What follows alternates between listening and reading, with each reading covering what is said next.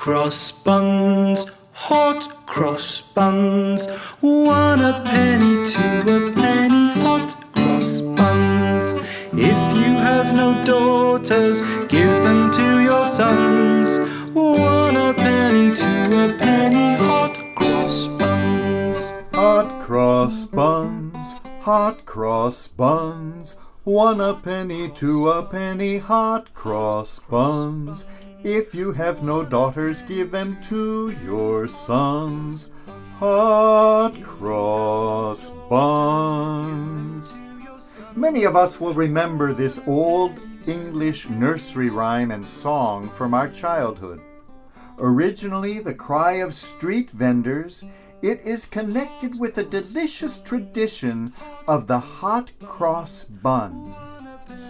These, we may remember, are spiced sweet buns made with currants or raisins.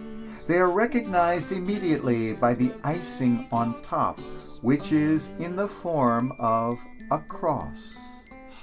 Traditionally, they are eaten at the end of Lent, and each part of the bun symbolizes something connected with the events of Holy Week, including the spices inside, which represent the spices used at the burial of Jesus.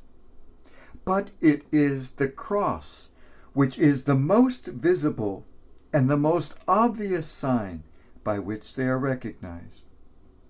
In some parts of the world, certain superstitions have grown up around these delicious buns.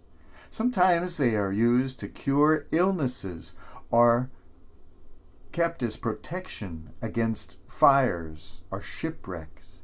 There is even an old belief that hot cross buns baked and served on Good Friday will remain fresh the whole year through. As someone who has tried this in good faith, I can tell you it's a lie. These were meant to be eaten fresh from the oven. Hot cross buns remain an enduring sign of the season, an easily recognizable reminder of the events we are celebrating, a physical and visible and edible path to the spiritual realities symbolized. In recent times, variations of the original have been introduced. Just a few years ago, a new bun was created called the not cross bun. On this, the familiar cross has been replaced with a smiley face, reminding people not to be cross or angry. Not a bad way, perhaps, to celebrate the spirit of Jesus, but not nearly as poignant as the cross. After the events of Good Friday and Easter Sunday, the friends of Jesus recognized him in various ways. Mary Magdalene did not recognize him until he spoke. Thomas saw him in his wounds. And the disciples at Emmaus recognized him in the breaking of the bread. The tradition of hot cross buns is not a bad successor to this. In our sharing of food, in our hospitality to others, in our physical and spiritual nourishment of the world around us, Jesus is recognized. In our breaking of bread and boundaries and barriers, Jesus is recognized.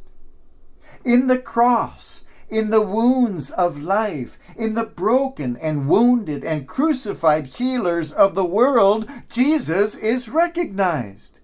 In the smiley faces and in the weeping faces, in the grief of the tomb and in the triumph of the empty tomb, Jesus is recognized.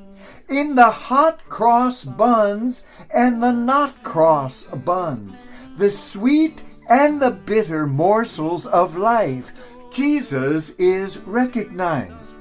In you and in me, in our quiet prayer and in our restless struggle for a better world. Let the face of the wounded and crucified and ever-living Jesus be recognized.